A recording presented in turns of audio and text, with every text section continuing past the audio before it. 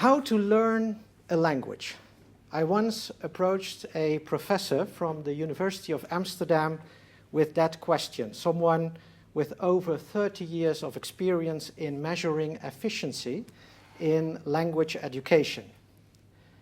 And I told him about our program, about the summer and the winter school, about e-learning, and that I have a language school in St. Petersburg to teach Russian. And I've seen so many students over the last 15 years that I kind of think I know what works and what does not work. And maybe you know that I'm not a linguist, but an engineer by education, though an engineer with a deep love for learning languages. I have learned 5 foreign languages, even though my brain is not really adapted to this. And I'm definitely not the kind of talented polyglot. Now, engineers always think how to do things in the best and most efficient way. I had talked a lot with teachers, and I realized that most teachers have their own opinions on what works best, sometimes conflicting opinions. In general, the teachers couldn't really tell me what the scientific evidence was behind their approach. And that's what I wanted to know. Just like a doctor prescribes certain medication to a patient based on scientific evidence. I also talked with publishing houses that produce books for learning Dutch, but even there I couldn't get the answers. So that's why I went to this language education professor at the university. And I wanted to know, what does scientific research say? Could he confirm all my ideas? Because I would like to be sure that we are developing our materials and programs in the right direction. Well, he said, I have no direct answer to the question of what is the best way to learn a language. There are a lot of studies, but not all studies measure results well. And in my profession, the majority of studies are related to very specific situations. That is to say, what is the best way for your target audience to learn Dutch? Adults, mainly highly educated people in an environment where everybody wants to learn the language and where they are not forced to learn, that is very difficult. And it's going to be a lot of work to investigate what works best for this specific target group. There is no simple answer, and even formulating the right question is already a challenge. I had, of course, hoped that he would tell me, oh, that's not so difficult. I will present you with a list of all the research that has been done in this field, and the conclusions of these studies will either support or disapprove your ideas. Okay, so I couldn't find the answer here either. So what do you do then?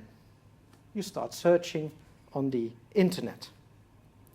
And I have learned 5 foreign languages myself, one better than the others, and I thought, let's take that as the starting point. And I tried to answer the question how to learn a language step by step. So let's go back in time. Let's go to my primary school. My story of learning a foreign language started at 10 years old. That was when we learned our first English words at school. Today in the Netherlands, most kindergartens teach some English, but not when I was young. And at the age of 12, in the first year of the secondary school, we started to learn French, and 1 year later, German. And for most people of my age, these 3 foreign languages, English, French, and German, are what we all learned at school in the Netherlands. As a small country, you need to be internationally orientated. Bigger countries can rely on themselves more, but if you're from a small country, it's more likely you will spend some time abroad and you will have more contact with people from other countries. Not only in the Netherlands, but in many other small European countries too. Language education is a main part of the school system. And that brings me to the first question I would like to investigate. As it is such a significant element of the school education system, is language education also better in these small European countries? Because if it is better, then we can delve deeper into that to see if anything is specific about the way languages are taught here. Now, how can we identify how well people speak foreign languages? Well, let's see how well we speak the language we almost all learned. This is the EF English Proficiency Index. And what do we see? The Netherlands is ranked first, followed by Sweden, Denmark, and Norway. Finland, Luxembourg, and Austria are also in the top 8, and for the rest in the top 20 are almost all small European countries, although Germany, not small, is of course doing well, of course. But the bigger countries, Spain, France, and Italy, are ranked much lower. And yeah, of course, Danish, Swedish, Norwegian, and German are Germanic languages, and so English is easier to learn. On the other hand, Finland and many Eastern European countries still rank much higher than Spain, Italy, and France. Although the Roman languages, Spanish, Italian, and French, are still closer to English than Slavic languages and Finnish and Hungarian. So, and I do not want to sound arrogant, probably we, the small European countries, are doing something well. If I understood the scoring method of this study correctly, then about 70% of the Dutch population have mastered English at B2 level or higher. And of course, the native English-speaking countries are not part of this report because this is about measuring proficiency as a foreign language.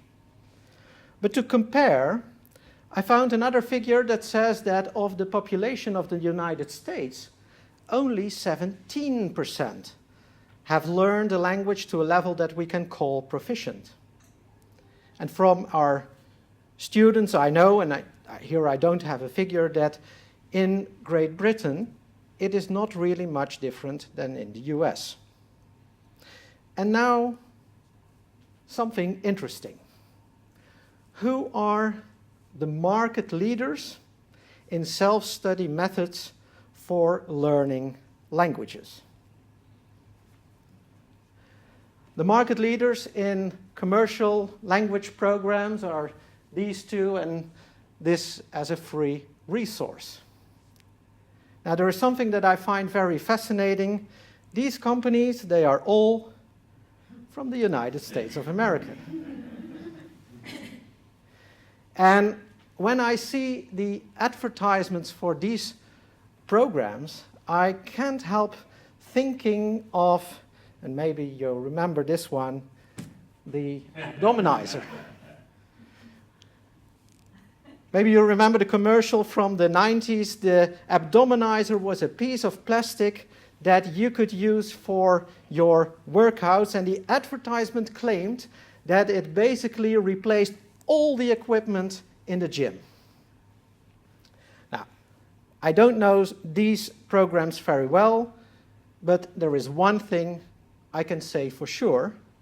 They differ significantly from the books that we had in school, and actually from how languages in small European countries are taught. For example, the whole idea of this method is that you can listen to a CD in your car or while doing the dishes, and you repeat out loud the sentences that you hear. And what they usually claim is, learn a language like a child. Wow. Doesn't that sound great? And the question is, how did we, the small European countries, not know this? Why aren't we learning a language like a child? Is it really so easy? Well, can I just present you with a little bit of scientific research that I found myself on the internet? There is an idea that children can learn a language fast because of the cortex, a part of the brain is capable to do so until puberty. And they call this the critical period hypothesis. And then when puberty comes, the body changes, including the brain, and after that, you will learn a language much slower. The so-called frozen brain hypothesis. And a lot of people believe this. A lot of people believe that children learn a language faster, but this is an absolute myth. Really.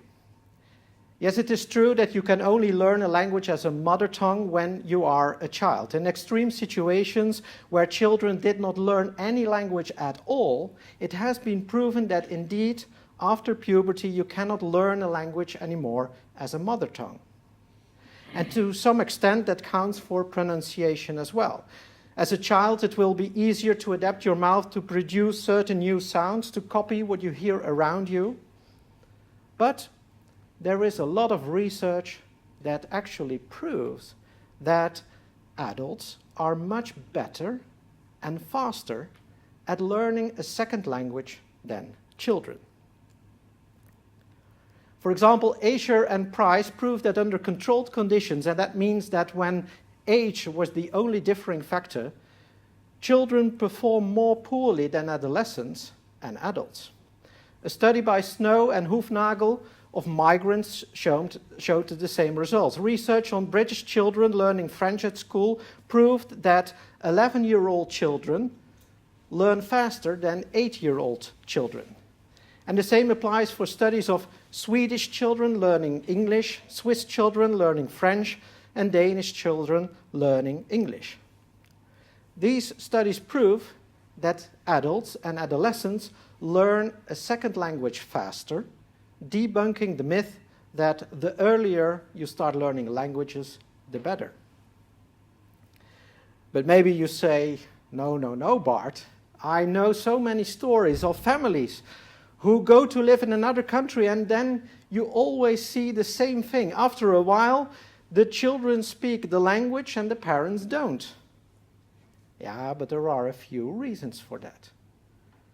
First of all, the children are sent to school, and from that moment they have full-time exposure to the foreign language, and usually that doesn't apply to the parents. Secondly, for the children there is a real incentive to learn the language. If you are dropped in a school where they don't speak your language, you simply need to survive. There is no alternative of switching to English. And there is a third reason, and that is that the language that children use is much easier than the language of adults. So children reach the stage more quickly when they are able to say everything they want and can understand everything they need.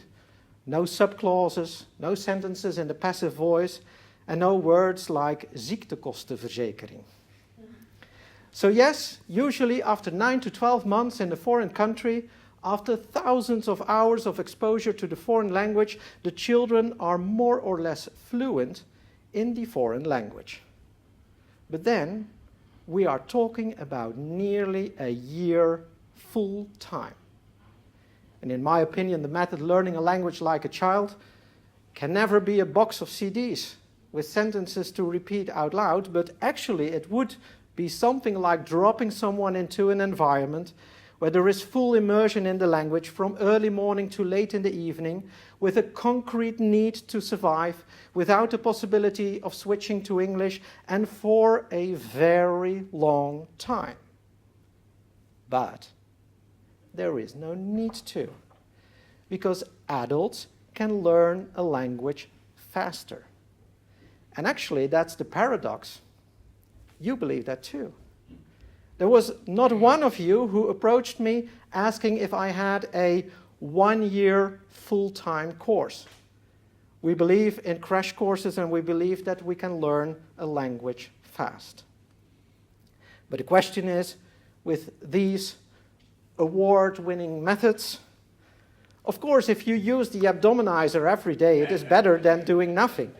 But is this the most efficient way?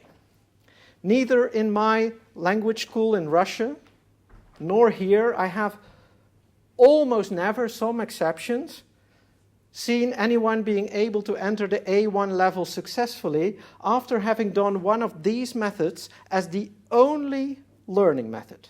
So I'm not talking about using it as an additional source for learning.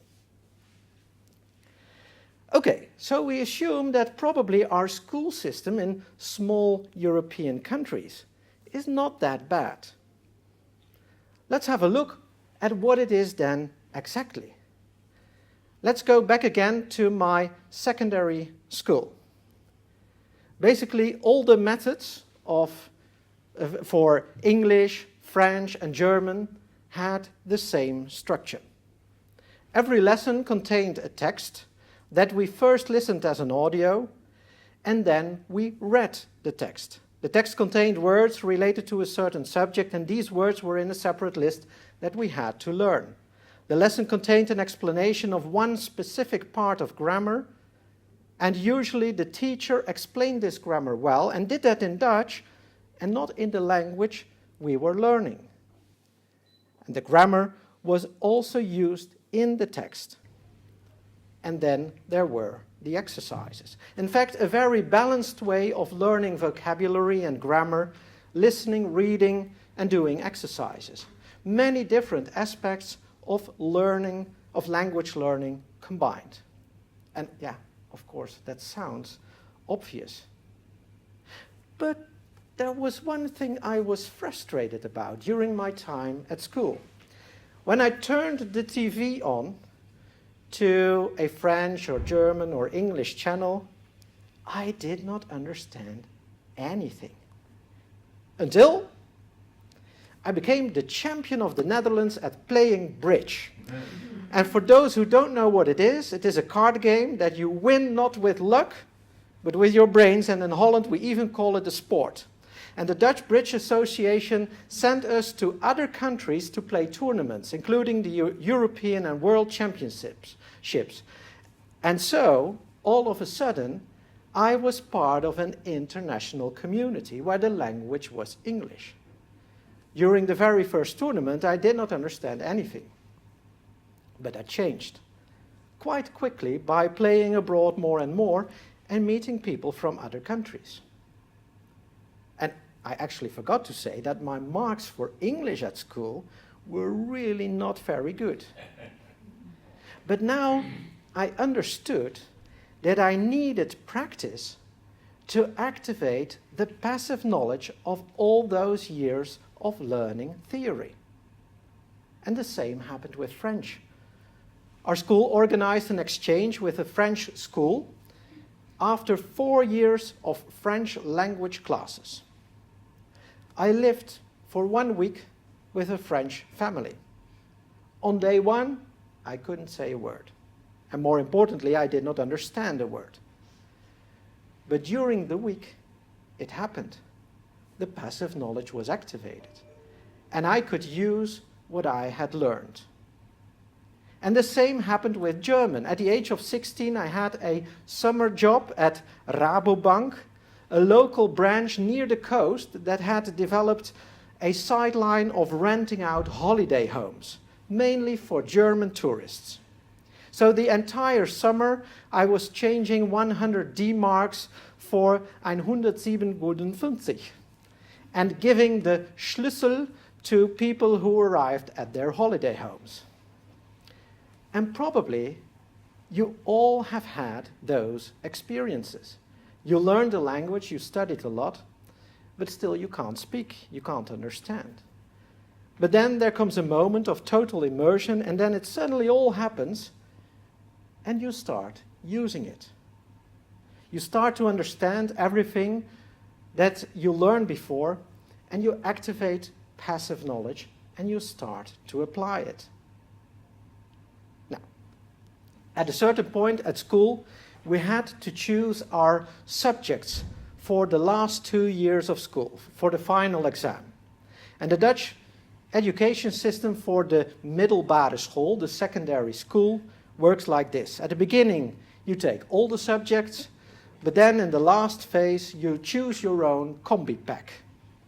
You have obligatory subjects like English, Dutch, and mathematics, and optional subjects. And in my case, I had to choose at least 4 optional subjects. But I come from the countryside, and the school there was not so big. And that meant that you could not choose just any combination of subjects. They had the same timetable for arts subjects like German, French, Latin, and Greek. And on the other hand, the science subjects, physics, chemistry, and biology. So you could only choose one type of subject. But I insisted that I wanted to do my final exam in German and biology.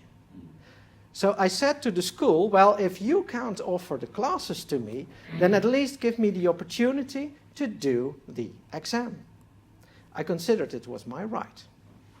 So I proposed that I would go to the biology lessons, very important because they were very practical, but I could study German myself from the book.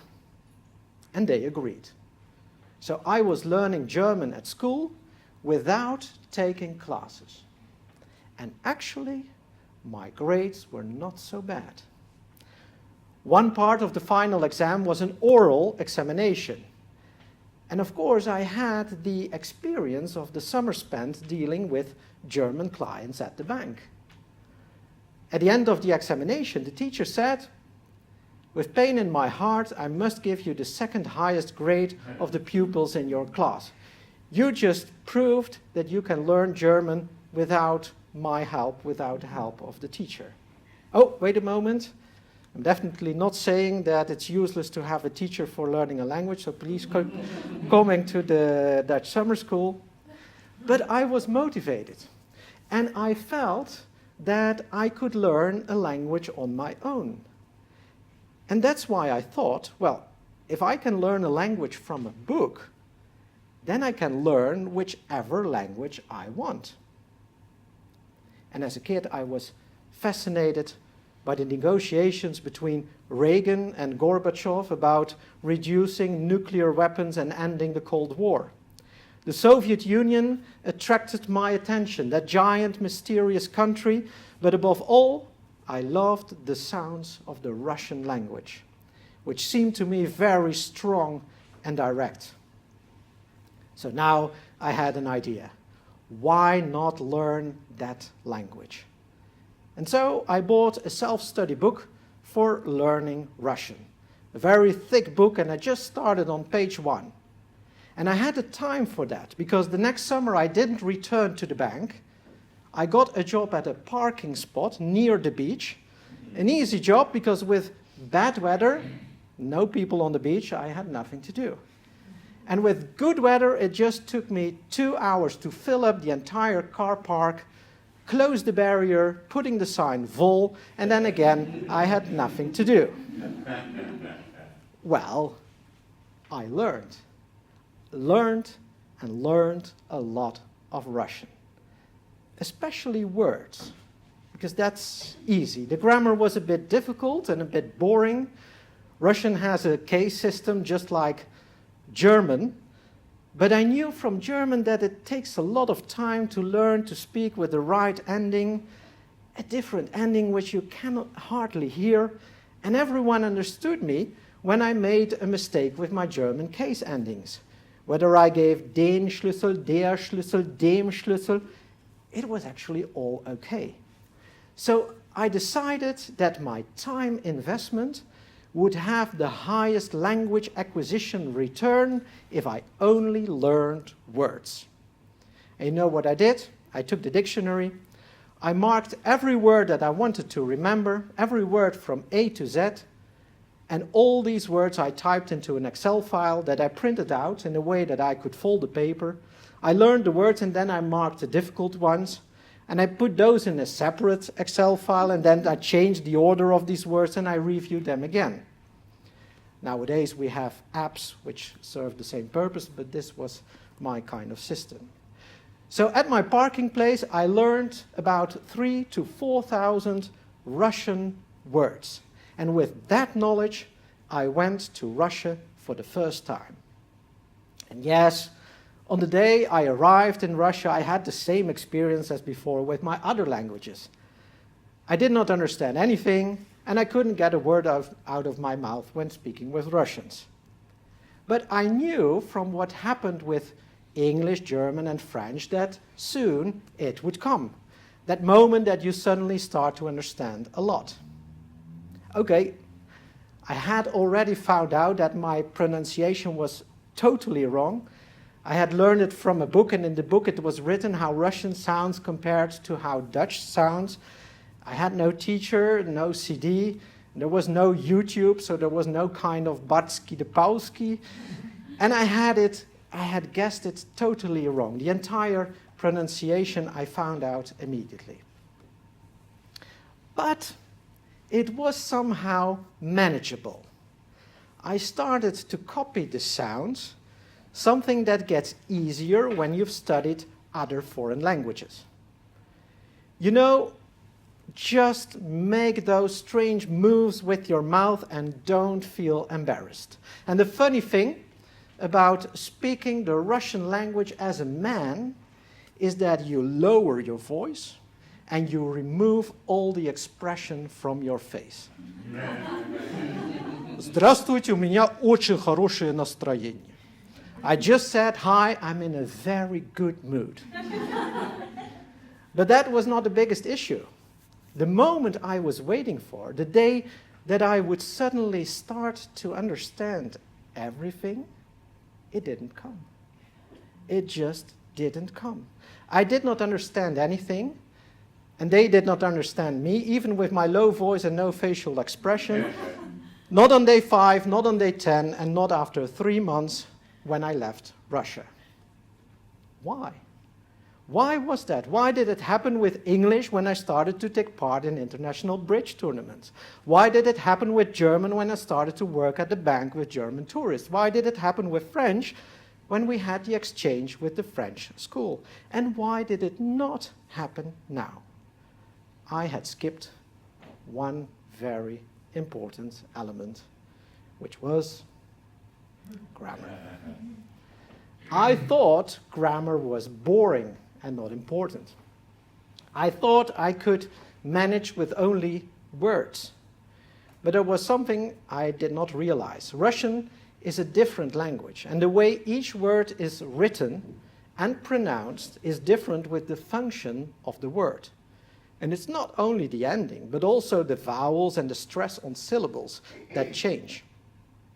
Home in I am at home is doma. But home in I go home is домой. Doma, домой. And the word duur, expensive, дорого, expensive as an adverb.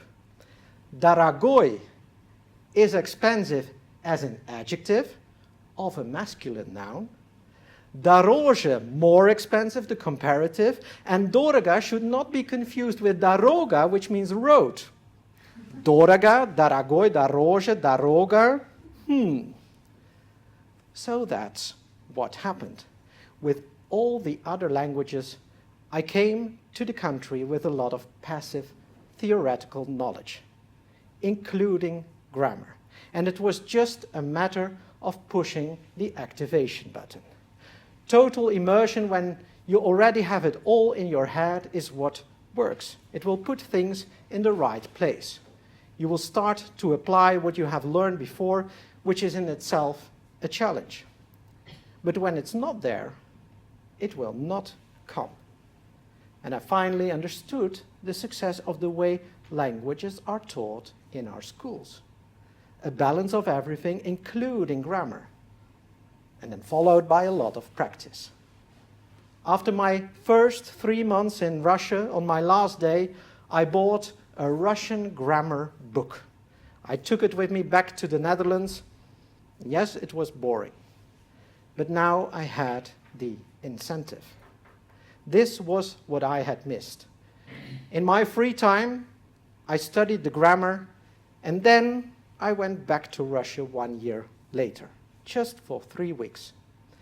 And we're now talking about a period when the internet started to develop, and on the chat program ICQ, maybe you remember it, I found a girl. And those 3 weeks I spent entirely with that girl. We would meet in the morning, start walking through St. Petersburg, then talk at the cafe, then walk again, then talk, and that was the moment. Now I started to speak and understand Russian. Now it happened what happened before with the other languages. And in those 3 weeks, I progressed so much, and I liked it that I finally could communicate with Russians that I decided to live there. And I kept improving my Russian not by taking classes, but by watching a lot of television, reading books, newspapers, watching movies, going to the theater, even reading the text of operas, and of course, dating more girls. It was fun, it was great, and I felt so proud that I had managed to learn this exotic and very difficult language by myself. But this, learning a language by yourself, is only possible if you have a balanced method that, unlike those American methods, include enough grammar, because that is what those programs lack. So when I started to learn my 6th language, Spanish, also by myself, I took that into account. So I learned a lot of words and grammar. Then I started to practice my Spanish, and the magic moment, the moment that you start to understand the language, this time came much more quicker. And yes, a balanced method appears to be typical of how languages are taught in European countries, where the emphasis on grammar is traditionally much higher than in the rest of the world. And actually that is the main reason why adolescents and adults learn a language faster than children, because they have a broader understanding of grammar. Now, apart from a balanced method that includes grammar, why are you at the Dutch summer school? What is different being here as an adult compared to being in school as a kid? If I have to come up with some mnemonic. Incentive. As an adult, you have an incentive. Most adults are learning a language because now they really need it. When we started to learn French at school, I really had no idea if I would ever speak it with someone. Oh, and by the way, you have another incentive as well. You paid money for this course, and that's always a good motivation. Focus. As an adult, you can push yourself to the limit, like you do here, 2 weeks, 4 weeks, 6 weeks, doing an intensive course. 100% focus for the best possible result if you make learning the language a priority. Interaction. Back at my time at school, we had a good balanced method in terms of grammar and vocabulary, but my classes were a bit static, mainly one directional with a teacher explaining something to the children. But now, working with the flipped classroom principle like we do, the main part of the explanation moves to the homework so that we can speak more in class. And fun. If the process itself is fun, you're more likely to continue learning. And that's what we at least try to do. Both the materials, having the soap opera of Martin and Marieke, and the atmosphere in class by recruiting a nice teacher and allowing only the nice people into our lessons.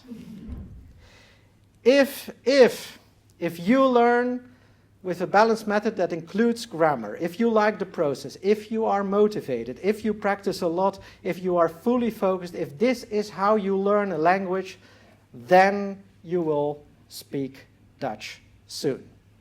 I've told you my personal story and how I came to these ideas, and I hope that maybe it gives you a bit of motivation to continue to learn Dutch after this course. That it is also possible to learn a lot with just the theory from the book or #Dutch grammar on the one side and practicing a lot on the other side. It may sound strange from the mouth of someone who sells language courses, but I believe that you can really learn quite a lot by yourself. And of course, if you like to learn a language in class with fun and great people around you, where we combine all the elements of learning a language, including all those moments of interaction and practice with great teachers like Mirjam, Suzanne, Marlies and Edith, then we're happy to see you again in winter or next summer. Dankjewel. Thank you very much for your attention.